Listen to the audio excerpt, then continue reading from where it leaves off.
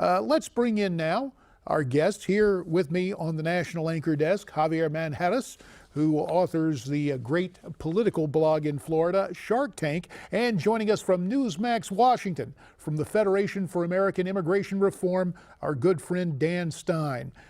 Dan, first to you, as you sit in Washington, you hear all the talk in that city about all the allegations. It seems Mr. Trump this afternoon, in addition to continuing to talk about our immigration problem, pointed out another problem. Dan, he says, will the American people, will the corrupt media or the American people decide our future?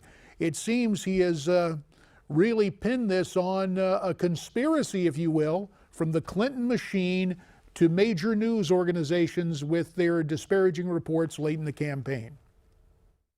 Well, of course, isn't it interesting? You know, Donald Trump basically mowed down his opponents through the primary process, talking about two issues, trade and immigration. How much have we heard about immigration from the various questioners at the two debates? It hasn't come up at all. The American people are entitled to an answer. How would Hillary Clinton stop illegal immigration? How would she stop it in the future? How would she prevent a recurrence of it? What would she do? She has not been asked those questions. Instead, we're hearing about picadillos and what does Hillary call them? Bimbo eruptions.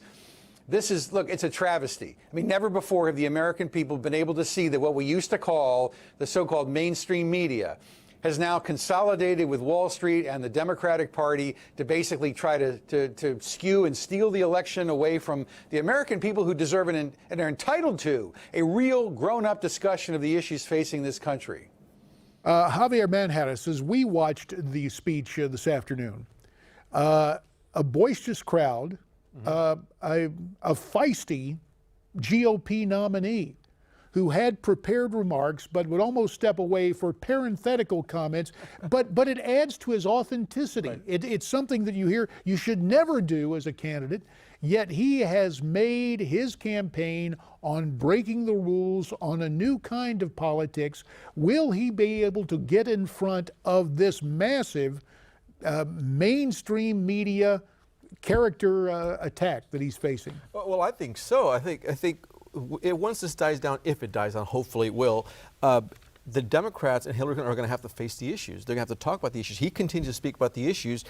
Their narrative is not avoid the issues like the immigration issue, which they refuse to ask about, which is a losing issue. All Americans, whether they're Republican, Independent, or Democrat, think immigration is a detriment to the United States of America. So once she gets on the issues, she's going to lose. That's why they won't attack her on that. That's why he's attacking her on the issues, and she can't speak on any issues because that's a losing proposition for her. Well, we get promising news, Dan Stein, that in the final debate, Chris Wallace, as moderator, has highlighted one area of discussion to be immigration.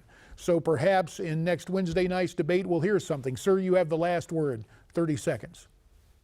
Well, you know, keep in mind, historically, the line between the two parties has not been so clear. In this case, I hope Chris Wallace really gets down. At FAIR, we're going to be pushing very hard to make sure he asks some very good questions, because if Donald Trump loses this election, the political elites are going to interpret this to mean the position of controlling our borders, preventing illegal immigration, and limiting future immigration is not popular, and the Republican Party will run from the issue for the next 50 years. It would be a disaster.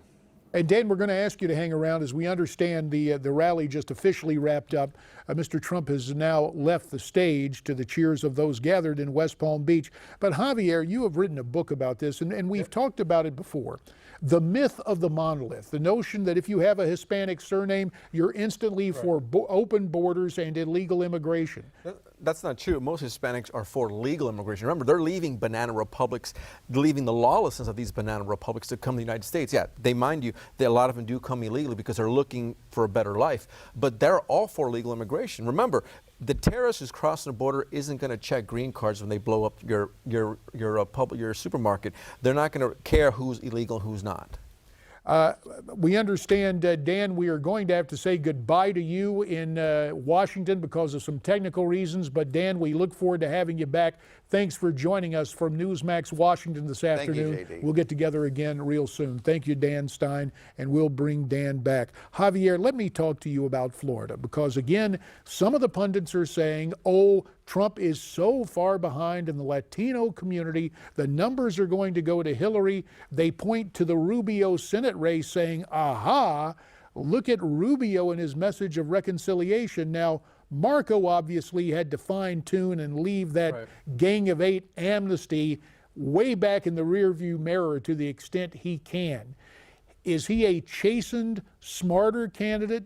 And is there anything Trump can learn in terms of ground game reaching those crucial Latino voters? Well, I've been saying for a while, I think the key for Donald Trump in Florida is Rubio and Miami-Dade County, the biggest state by far, biggest county by far in the state as far as population. If Rubio can help him bring out the Hispanic vote, and let's say they do vote for Trump, I think he'll mitigate some of that damage the Democrats are doing. Because look, like in Arizona, they're pulling out all the stops. They're bringing out their taco trucks. They're doing whatever it takes to bring out Hispanics to register Democrat and vote Democrat because of that fear. They feel that Donald Trump is a racist, but I think Rubio is the key here in Florida for him. Javier, we appreciate your time very much.